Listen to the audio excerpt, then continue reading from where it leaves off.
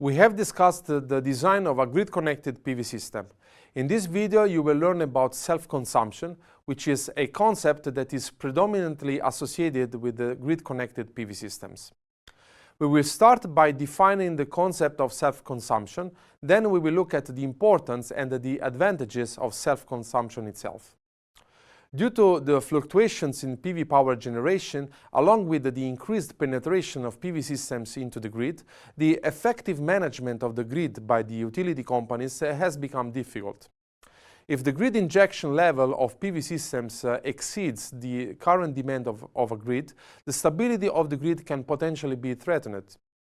One solution to avoid these grid stability issues is to allow the producer to consume the generated PV power directly, rather than injecting the power into the grid. In this way, the PV producers are at the same time consumers, thereby becoming the so-called prosumers.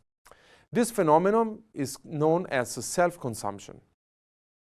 Self-consumption is defined as the possibility for the electricity consumer to produce PV power on their own, so that they can fulfill their load demand entirely without utilizing the electricity grid.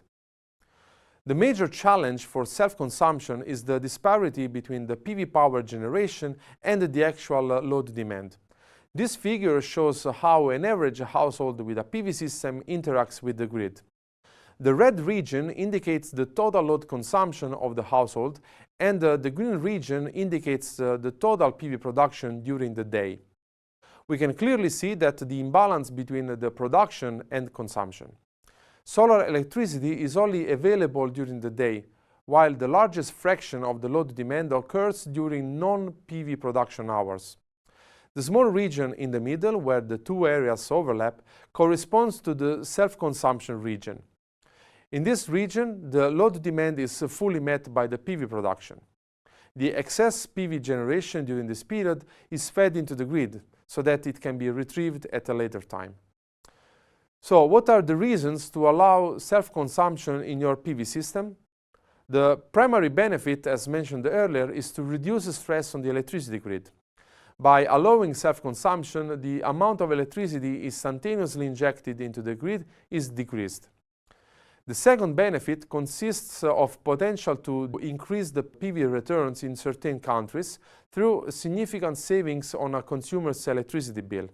This is achieved by reducing the purchase of high-cost retail electricity during peak demand hours. The third benefit involves the efficient use of energy. Self-consumption empowers the consumers to take responsibility for their energy consumption and production. It helps them to create an awareness on their energy usage and encourages them to take positive, proactive decisions on their daily consumption habits. Another reason why self-consumption is important to consider is because of governmental legislations. Many countries, primarily in Europe, are slowly shifting towards limiting grid injection. These governments are creating legislation that promotes self-consumption. Favorable new policy mechanisms are being adopted that replace old policies, such as feed-in tariffs and green certificates, which will be discussed later in this course. The decreasing cost of PV energy has facilitated policy schemes that aim at being profitable for both the consumers and the government in the long run. So, how can increased self-consumption be achieved? There are two main ways. The first option is to deploy energy storage, such as batteries.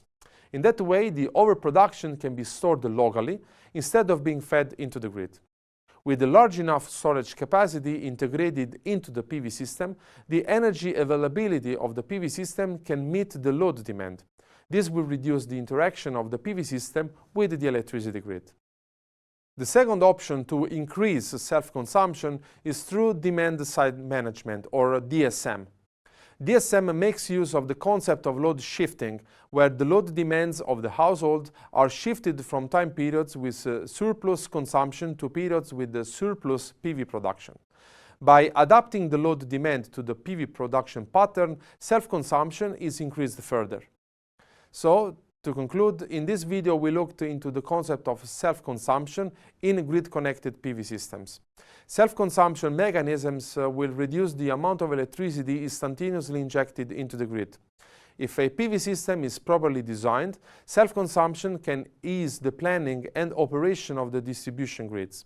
Moreover, we discussed that the penetration of self-consumption can be increased via two mechanisms, which are the energy storage and demand-side management.